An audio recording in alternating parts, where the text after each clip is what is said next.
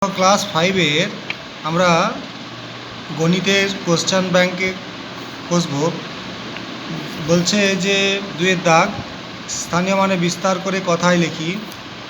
আগের দিন আমরা 1-এর দাগেরগুলো করেছিলাম। 2897, তাহলে আমরা 2000 আলাদা লিখবো, প্লাস 800 লিখবো, প্লাস 90 লিখবো, প্লাস 7 লিখবো। তারপর বলছে তিমিরকে 95,669 সংখ্যাটি কথায় লিখতে বলায় সে 9,000 নিশ্চয়ই সে কম লিখলো, 9,569 লিখেছে। সে কত বেশি বা কম লিখেছে? কম লিখেছে।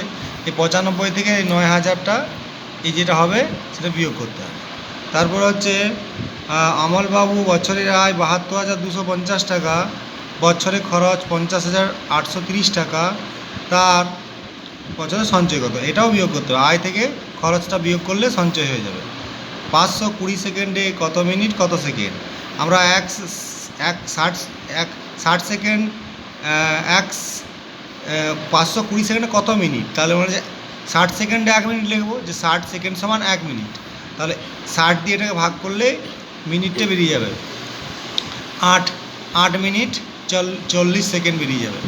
সর্বাধিক কত জনের মধ্যে, এই অঙ্কটি খুব ইম্পর্ট্যান্ট, 22টি লিচু আর 66টি গোটা কালো জাম সমানভাবে ভাগ করা যাবে।